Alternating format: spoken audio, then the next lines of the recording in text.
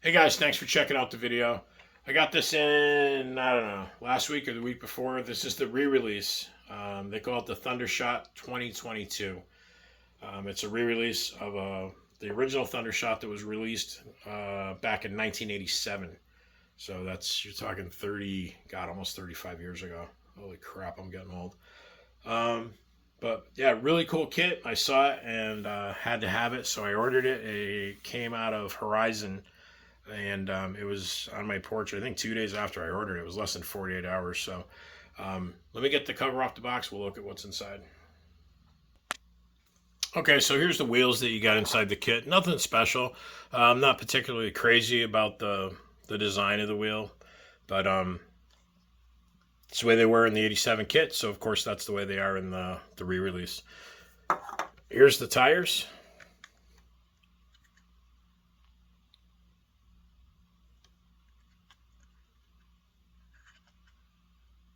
I see some of the guys.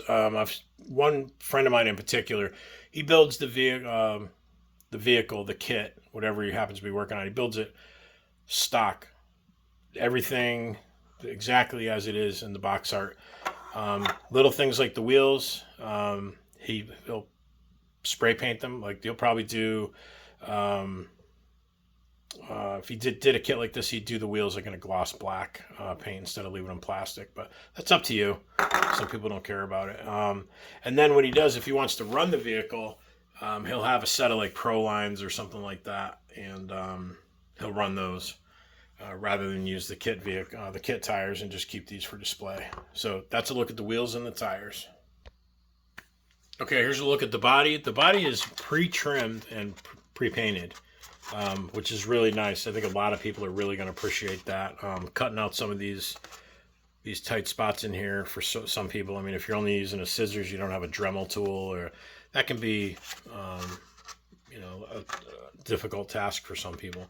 So you can see like here, it looks dull. It actually has a film on it that they put on them to protect the outer body from overspray. Because these are painted from the inside with a polycarbonate spray. And for those of you that already know, when I say that, I'm talking to the people that aren't familiar. But when I peel this plastic off, this paint's going to shine like a brand new car. The canopy will be crystal clear, and it'll look absolutely incredible once it's all got all its decals and markings on it. And here's the wing, same thing. It's kind of flat and dull looking because it's got that protective film on it. So yeah, I like building, and I really enjoy trimming the body, painting the body, trimming the body, doing all the decals and stuff. So here's a look at the manual. The manual on all the Tamiya kits. I think I even did a couple sailboats about 15 years ago that were from Tamiya. Always impressed with their manuals. It shows you all the different pieces, sizes. Like each screw has. Like this might, I don't know, I don't have my glasses on, but this one will have a certain like MO3 or whatever. And you'll see over here, it'll tell you it needs, a certain screw.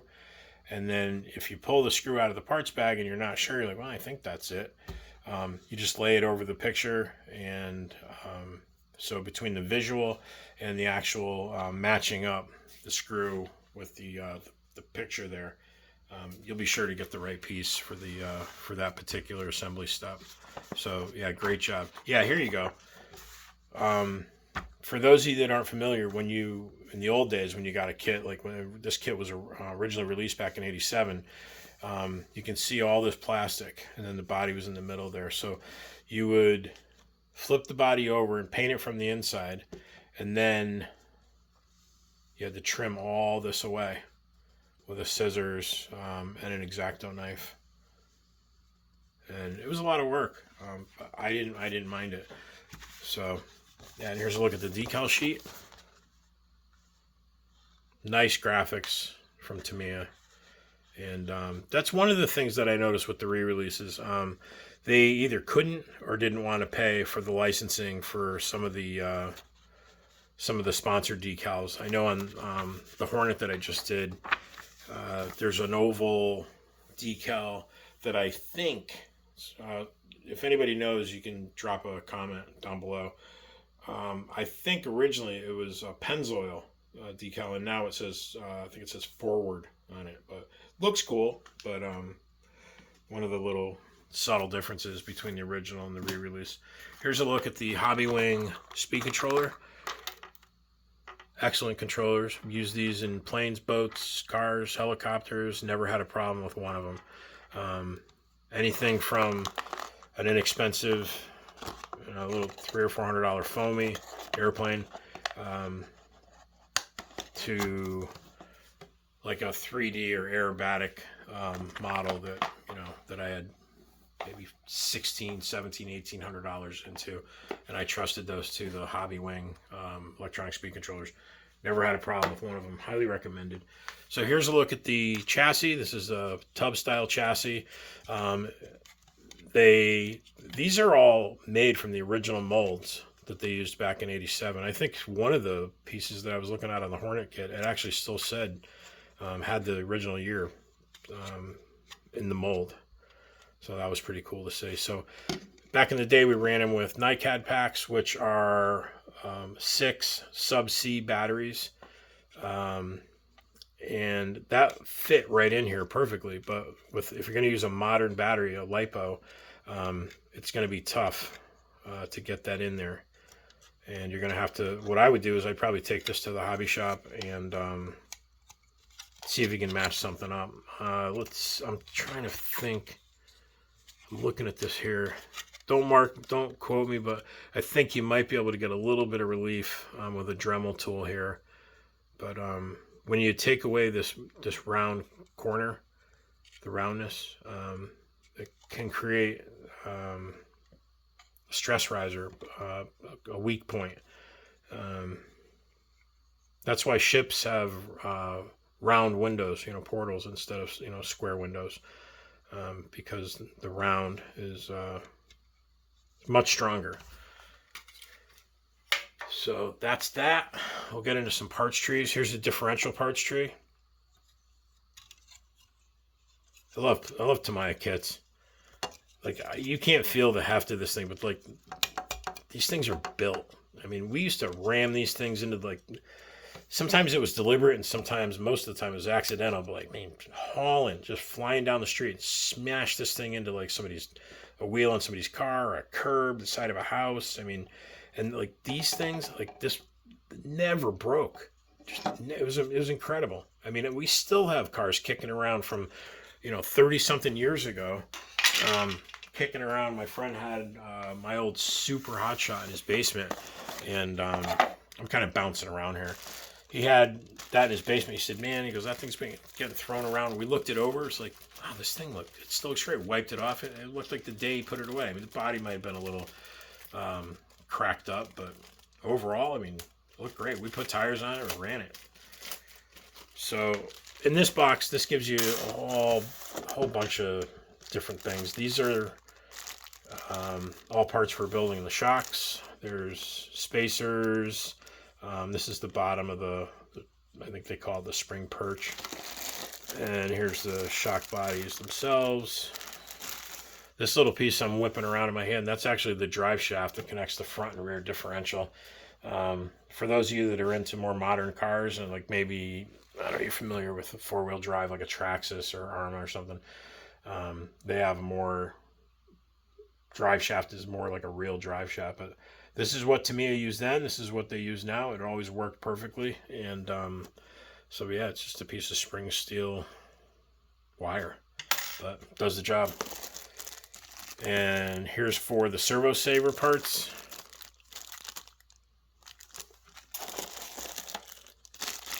Gears for the front and rear diff. I just did a boomerang not too long ago. These parts look identical.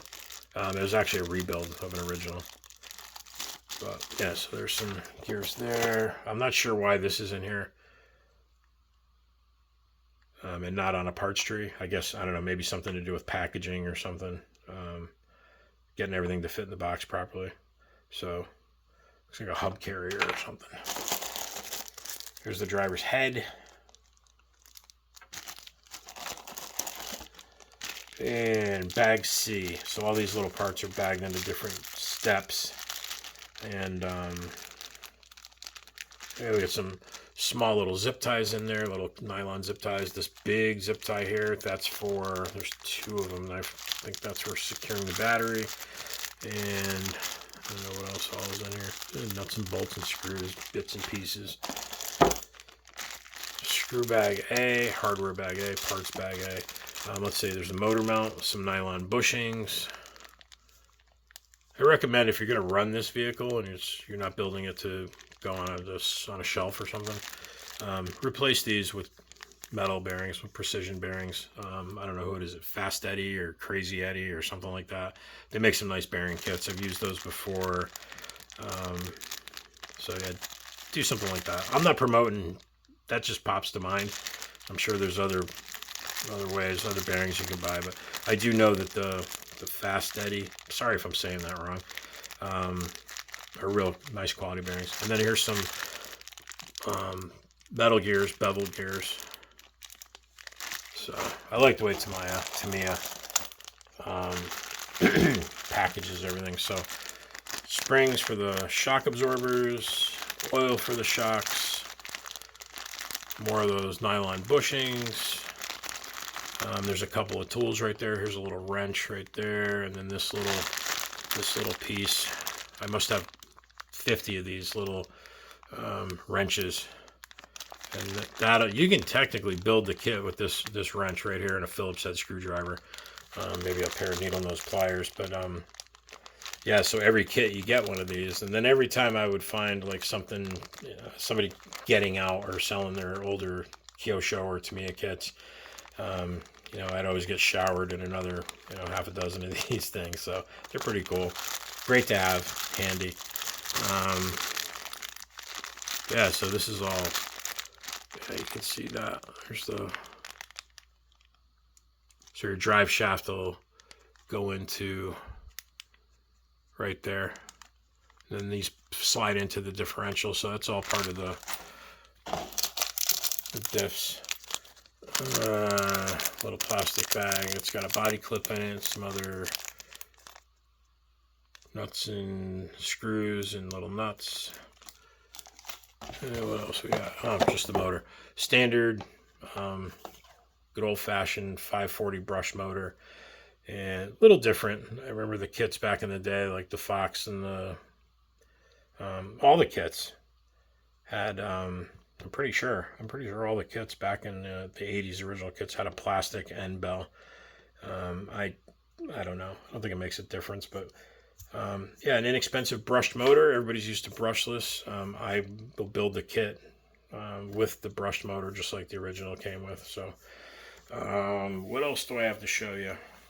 We got some more parts trees. Sorry, I'm kind of hopping around, but this little piece goes over the chassis, and it's got right here is the driver. I know it's really hard to see, but these are his arms, and then his head will go right here. Suspension arms. They're so small. I've been working on 5th scale stuff, and to see these, they're so small. Cool nonetheless. Here's your front bumper. So that'll save you a lot of broken front end parts.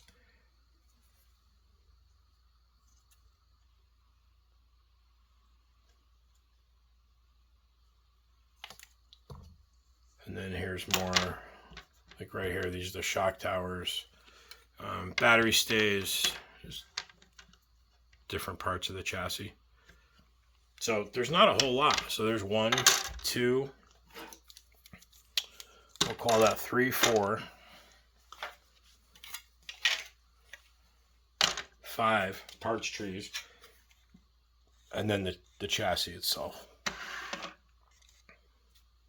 So it's fun build. These 4-wheel drive kits from Tamiya, these re-releases, the Hot Shot, the Super Hot Shot, and now this one, they're a lot of fun to build. The differentials, they add a little bit of time to it, but I enjoy building it. I think for those of you that haven't built one before, If you have some modeling skills with either maybe some of the ready to runs, Traxxas or Arma, and you've had to take some of those apart and do some repairs, replace some parts. This is the same basic thing, except you're starting from point A and you're going all the way to Z.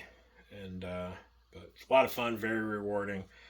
Great father and son project. Some of the two-wheel drive kits, like the Frog, the Hornet, the Grasshopper. The Grasshopper is probably the easiest and the fastest to assemble. So if you've never done it before and you want to try it, that's a really simple kit to build. It comes with a 380, a really little 380 motor, which is good for if you got a little tyke and he's just getting into it. That's a good motor for him because it won't make the car go too fast. And then as he progresses, like a week or two, once he gets his feet wet, he can throw in one of the 540 motors, and it'll zip along until he's ready for something bigger. So thanks for watching the video, guys. I hope this was informative for anybody that's checking out the kit and on the fence about buying it.